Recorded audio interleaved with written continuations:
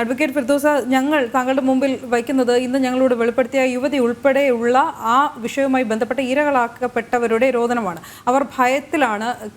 കാരണം ഈ വിഷയങ്ങൾ അവർ ഏതെങ്കിലും രീതിയിൽ നിയമവഴിയിൽ അവർക്ക് ശ്രമിക്കാൻ കഴിയില്ല എന്നുള്ളത് എല്ലാ മനുഷ്യനും അറിയാം. എങ്കിൽ തന്നെയും ഏതെങ്കിലും ഒരു വഴിയിൽ അവർ ശ്രമിച്ചാൽ പോലും അവർ അഴിക്കുള്ളിലാകും, ജയിലിലാക്കും എന്നുള്ള ഭീഷണിക്ക് മുന്നിൽ ഭയത്തിലാണ്. നടക്കില്ല. എന്താ വെള്ളരിക്കാൻ പട്ടണാണോ? ആരാണ് ഇവർക്ക് എത്ര ദിവസം അഴിക്കുള്ളിലാക്കാൻ പറ്റും? പോലീസല്ലേ പിടിച്ച് അഴിക്കുള്ളിലാക്കാൻ പറ്റുക? പോലീസിന് അവരെ അഴിക്കുള്ളിലാക്കാൻ പറ്റുന്ന പരമാവധി സമയം എന്ന് പറയുന്നത് 24 മണിക്കൂറാണ്.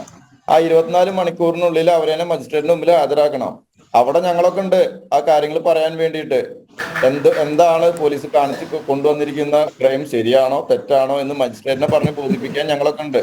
അങ്ങനെ പിടിച്ചിട്ട് അഴിക്കുള്ളിലാക്കാൻ ഇത് വെള്ളരിക്കാപട്ടണം എന്നല്ല. പിന്നെ ഞാൻ വേറെ കാര്യം കൂടി പറയാം.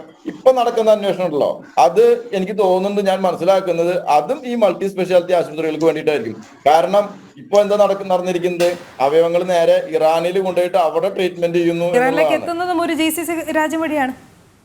അതെ, അവിടെ കൊണ്ടുപോയിട്ട് ട്രീറ്റ് ചെയ്യുന്നു. അപ്പൊ എന്തുണ്ടാവണു? ഇവിടെയുള്ള ആശുപത്രികൾക്ക് പൈസ കിട്ടുന്നില്ല. അത് നേരെ മറിച്ച് ഇവിടെയുള്ള ആശുപത്രികൾ നടത്തിയുള്ള തട്ടിപ്പ്. ഒറ്റ കാര്യം ചോദിക്കണേ, സർക്കാരിനോടോ അല്ലെങ്കിൽ ബന്ധപ്പെട്ട DMEയോട് തന്നെ അതിന് ഉത്തരം പറയട്ടെ. ഒറ്റ കാര്യം, ഇന്നേ വരെ കേരളത്തിൽ നടന്നിട്ടുള്ള ഈ മൃദുസഞ്ജീവിനി ത്രൂ അല്ലാതെ നടന്നിട്ടുള്ള അവയവ ഓർഗൻ ട്രാൻസ്പ്ലാന്റേഷന്റെ ഡീറ്റെയിൽസ് റിപ്പോർട്ട് ഓരോ മൾട്ടി സ്പെഷ്യാലിറ്റി ആശുപത്രികളും ഗവൺമെന്റ് സമർപ്പിക്കാൻ തയ്യാറാണോ? ആ റിപ്പോർട്ട് പ്രകാരം എന്തൊക്കെയാണ്, എത്ര അവയവങ്ങൾ ഓരോ ആശുപത്രിയിലും ട്രാൻസ്പ്ലാന്റ് ചെയ്തിട്ടുണ്ട്, അതെല്ലാം പ്രോപ്പർ ആയിരുന്നോ എന്നുള്ള ഒരു അന്വേഷണം സർക്കാർ നടത്താൻ പറ്റും. ഞെട്ടിപ്പോവും കേരളം അങ്ങനെ നടത്തി കഴിഞ്ഞാൽ. അത് ഒരിക്കലും നടക്കാൻ സാധിക്കില്ല. കാരണം ഇവരെല്ലാം ഈ പറഞ്ഞമാതിരി സർക്കാരുമായി ലിങ്ക്ഡ് ആണ്.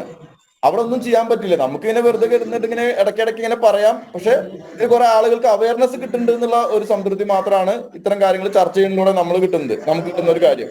അല്ലാണ്ട് ഇതിൽ പ്രത്യേകിച്ച് ഒരു മാറ്റം വരില്ല. കാരണം അത്രയും വലിയ എന്താ പറയാ ബില്യനേഴ്സ് ആണ് ഈ ആശുപത്രികളുടെ ഓണേഴ്സ്. അവർക്കെതിരെ നമുക്ക് എന്ത് ചെയ്യാൻ പറ്റും? ഇപ്പോഴും ഞാൻ തന്നെ ഇപ്പൊ ഒരു അപകടം പറ്റിയെന്ന് പറയാം, റോഡിൽ വെച്ച് അപകടം പറ്റിയാൽ എന്നെ എടുത്ത് കൊണ്ടുപോകുന്നത് ഈ ആശുപത്രിക്ക് തന്നെ ആയിരിക്കും. ഈ ലേക്ക് ഷോറിലേക്കോ അമൃതയിലേക്കോ ഈ ആശുപത്രിക്ക് തന്നെ ആയിരിക്കും. എനിക്ക് എന്നിൽ ഒരു കൺട്രോളും ഇല്ല. എന്നെ തീരുമാനിക്കുന്ന നാട്ടുകാരും അവിടെയുള്ള ഡോക്ടർമാരാണ്.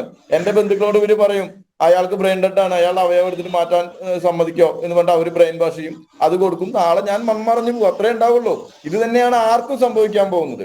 ഇതിനൊരു തടയിടുക എന്നുള്ളതാണ് നമ്മുടെ ആത്യന്തികമായിട്ടുള്ള ലക്ഷ്യം.